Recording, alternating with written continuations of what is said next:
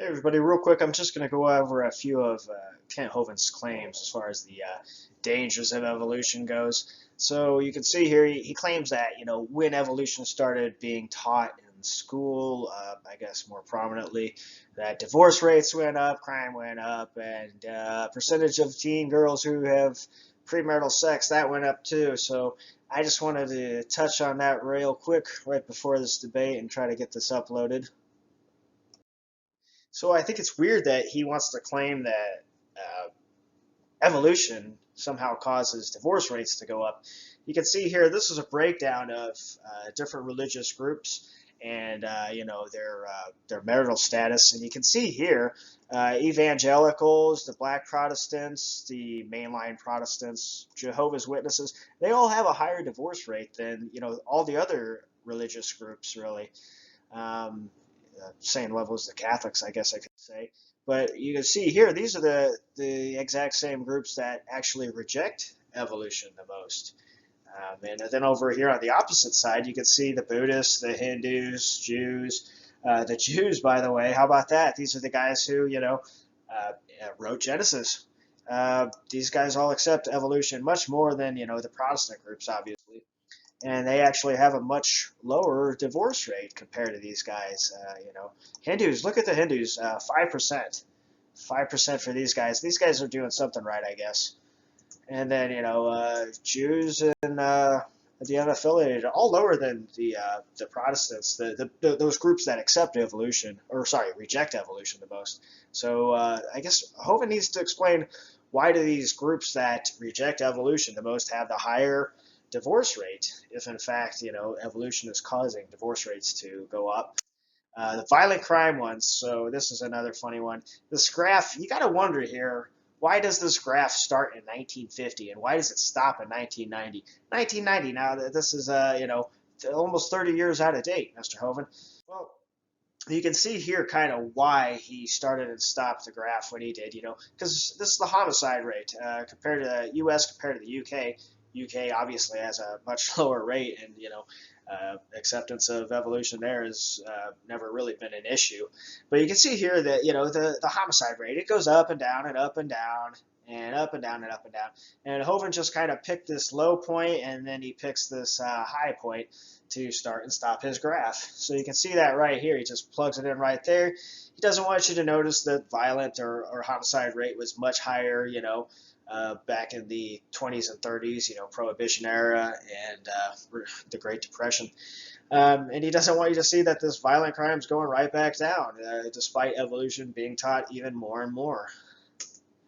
Also, I take he says that violent crime was up 1,000%. I'm using the same sources he showed us, and it went up 460%. Of course, it did go up. Obviously, it went up, but when you start a graph at the low point and stop it at the high point, it's going to go up, of course. But it definitely didn't go up 1,000% like he always claims.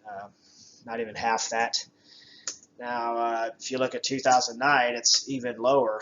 And I suspect if you were to compare, say, 1930 to 2009, violent crime actually went down. So if we compare that, that's when evolution really wasn't taught as much compared to 2009, when it's definitely taught much. You would see violent crime went down.